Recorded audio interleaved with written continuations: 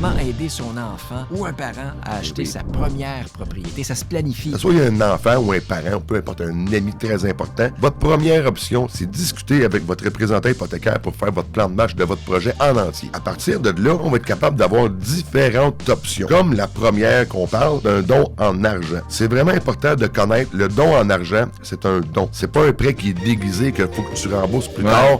Ces sommes-là, le don va provenir d'un parent, d'un ami, peu importe qui, il va être déposé dans votre compte. Et là, c'est toujours de s'assurer, de suivre les directives de votre institution financière pour le transfert des sommes, pour s'assurer que lors d'une transaction, qu'on met un délai de financement, un exemple de 10 jours, que dans ce délai-là, les argents vont être déposés et qu'il n'y aura pas de problématique. Le deuxième peut être un don d'un bien immobilier ou un placement qui va être donné. Encore là, il faut regarder aussi la personne qui va faire le don, c'est quand l'échéance de ces placements-là. Est-ce qu'on a un placement qu'on ne peut pas sortir avant 2-3 ans? Donc, ça va avoir une incidence directement sur votre offre d'achat et sur la capacité financière que vous allez avoir. Les prêts familiaux, des fois, ça peut être avantageux. Vous avez quelqu'un dans votre famille ou votre parent qui a quand même des bonnes sommes d'argent, qui vous prête une somme d'argent avec un taux d'intérêt vraiment minime pour faire l'acquisition, mais n'oubliez pas, c'est un prêt qui va être déposé comme une mise de fonds et compagnie, il va être calculé sur l'ensemble de votre prêt hypothécaire parce qu'il va être une dette reliée à ça. On aura des paiements à faire. Avec un créancier qui va s'y mettre.